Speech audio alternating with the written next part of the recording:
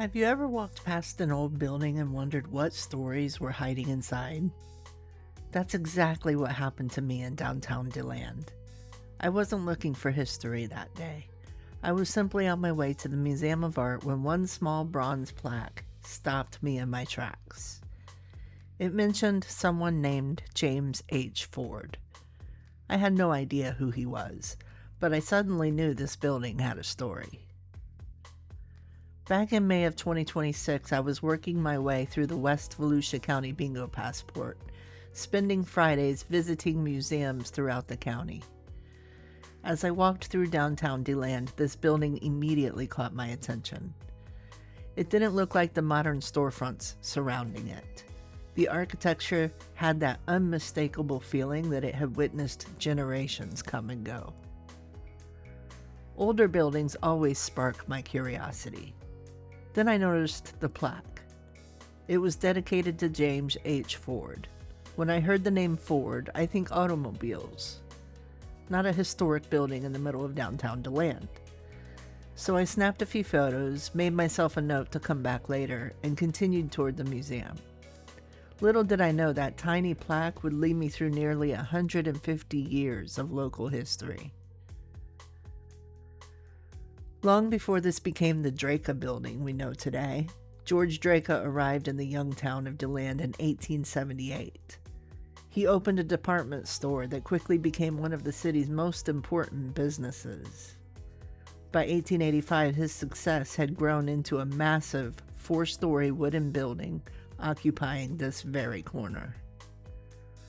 The building didn't just house a department store.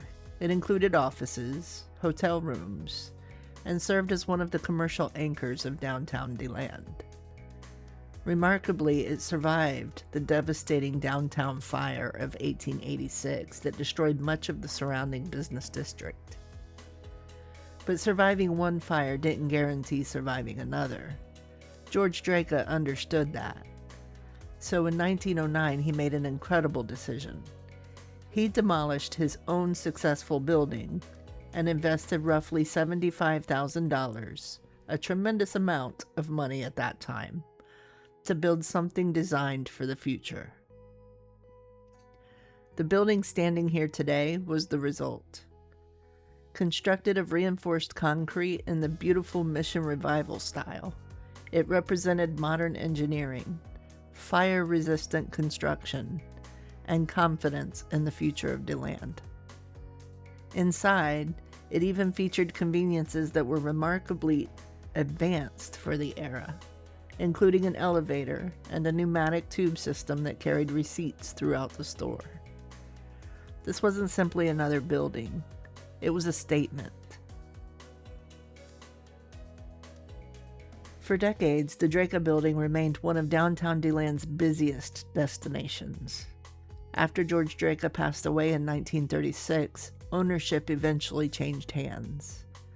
Then in 1938, Penney moved into the building.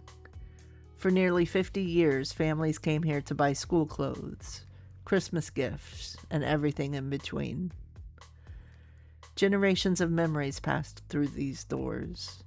Like so many downtown department stores across America, though, changing shopping habits eventually caught up with it. When Penney left in 1986, the building entered a quieter chapter. It remained standing, waiting for its purpose. That next chapter arrived in 2004. SouthTrust Bank purchased the historic building as part of its investment in downtown DeLand.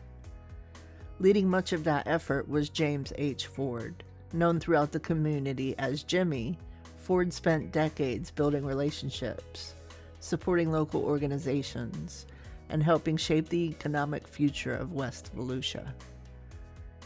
To recognize those contributions, the community held a dedication ceremony on September 24, 2004. The building was dedicated in his honor. Naturally, I expected that meant his name would be displayed across the front of the building, but as I stood there looking around, there was nothing. No giant sign, no new lettering, nothing except that small bronze plaque. At first I wondered if someone had simply forgotten to finish the project. But the more I researched, the more I realized something. The plaque wasn't unfinished. It was the tribute. The Dreka Building remained the Dreka Building. The dedication wasn't meant to erase its history. Instead, it added another chapter to it. Sometimes honoring someone's legacy doesn't require replacing the past.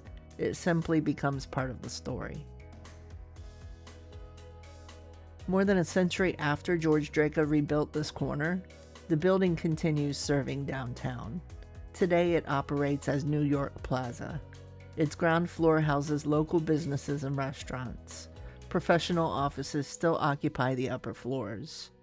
The people have changed. The businesses have changed. Even the city around it has changed. But the building keeps adapting, just as it has for more than 100 years. When I first noticed this building, I assumed I was looking at an interesting piece of architecture. Instead, I found a story about vision, resilience, community, and the quiet ways we choose to honor the people who help shape our hometowns. We spend so much time looking up at beautiful old buildings, sometimes the real story is waiting at eye level. One small bronze plaque turned an ordinary walk through downtown DeLand's into a journey through nearly 150 years of history. And that's exactly why I love exploring places like this. History doesn't always hide behind locked gates or deep and forgotten forests. Sometimes it's waiting patiently on the wall of a building we've walked past 100 times. I'm Key, and this is Travel Made Personal.